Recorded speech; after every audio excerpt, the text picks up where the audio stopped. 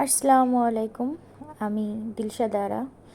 আপনাদেরকে আজকে আমি দেখাবো আমার বেবির জন্য রান্না করেছিলাম বিরিয়ানি। সেই বিরিয়ানি রেসিপিটি আজকে আপনাদের সাথে আমি শেয়ার করব। তো আমি ফার্স্টে আমার বেবির কুকারটি নিয়ে নিয়েছি, তার মধ্যে আমি একটু ঘি নিয়ে নিলাম। ঘি দিয়ে আমি চাউলটি ভেজে নিব। ওই জন্য আমি এবার ঘিয়ের ভিতরে আমি একটু পেঁয়াজ কুচিয়ে দিলাম। তারপরে আমি দিব রসুন কুচি। পেঁয়াজ রসুন সুন্দর করে একটু হালকায় ভেজে নিয়ে তার ভিতরে আমি ধুয়ে রাখা চাউলটা দিয়ে দিলাম। আমি এটা বাসমতি পোলার চাউল ইউজ করেছি। তো আমি চাউলটা দেওয়ার পরে সুন্দর করে চামচ দিয়ে নাড়াচাড়া করে নিব, যাতে নিচে ধরে না যায়। নিচে যদি লেগে যায় তাহলে এর স্বাদটা অন্যরকম হয়ে যাবে, খাইতে ভালো লাগবে না। ওই জন্য অনবরত নাড়াচাড়া করব। তারপর আমি এর ভিতরে নিয়ে নেব 3টা এলাচ এবং সামান্য দারচিনি দিয়ে আমি সুন্দর করে নাড়াচাড়া করে আমি চাউলটা ভেজে নেব এবং ভেজে অন্য একটা পাত্রে চাউলটা তুলে রেখে দিলাম। যে পাত্রে আমি চাউলটা ভাজি করেছিলাম ওই পাত্রেই আমি সরিষার তেল নিলাম। আমি সরিষার তেল নিলাম এই জন্য, কারণ আমি সয়াবিন তেল আসলে খাই না, আমার বাচ্চাকেও খায় না। আমরা একটু খাঁটি সরিষার তেলটাই খাই।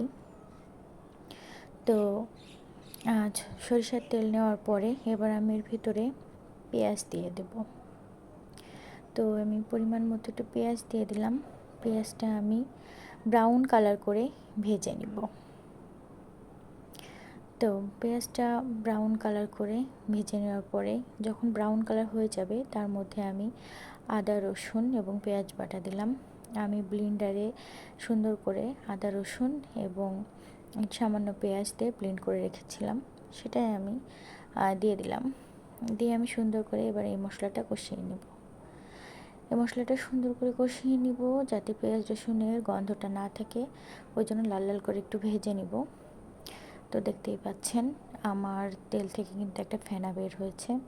আসলে খাঁটি সরিষার তেলগুলো আসলে এরকম একটু গরম হলে ফেনা হয়।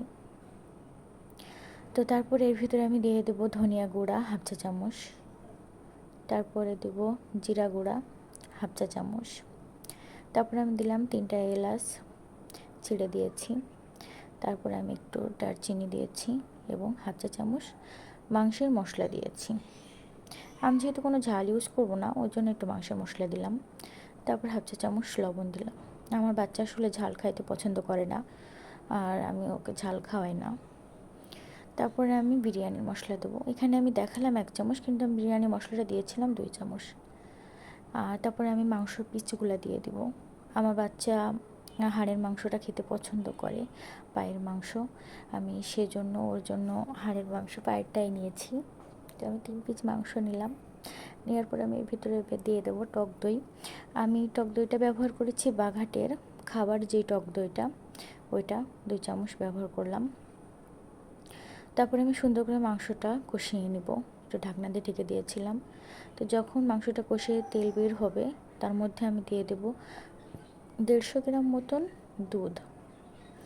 তারপরে আমি দিয়ে দিলাম 1 চামচ চিনি দিয়ে এবার সুন্দর করে আমি এটা কষাতে দেব। আমি ঢাকনা দিয়ে দেবো, দিয়ে সুন্দর করে কষাতে দিলাম।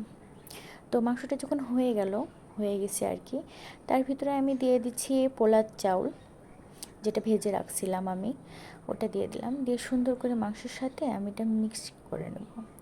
তো মিশিয়ে নেওয়ার পরে এটা আমি লো হিটে আমি কুকারের 1 বাটুমে আমি দিয়ে রাখছি, যাতে আস্তে আস্তে হয়। জোরে দিলে এটা পুড়ে যে নিচে ধরে যেতে পারে, তখন টেস্টটা নষ্ট হয়ে যাবে। আর আমি তো এর আগে পানি অ্যাড করি নাই, ওই জন্য এবার একটু পানি অ্যাড করলাম। তো পানি আরও লাগবে, তো এটা আমি একবারে দিব না, অল্প অল্প করে আস্তে আস্তে আমি পানিটা দিছি। তো এই নেন, ডান, আমার বেবির বিরিয়ানি রেডি। তো আমি এখন ওকে সার্ভ করে দিচ্ছি। আমার মেয়ে আসলে পোলাও বিরিয়ানি এগুলো খুবই পছন্দ করে, সবজিও পছন্দ করে। তো ছোটো থেকে ওকে আমি এইভাবে আলাদা করে রান্না করে খাওয়াই। তো আমার ভিডিও রান্না যদি ভালো লেগে থাকে তাহলে আমার পেজটা ফলো করে দিবেন অবশ্যই, লাইক কমেন্ট করে জানাবেন কেমন হয়েছে। আল্লাহ হাফেজ।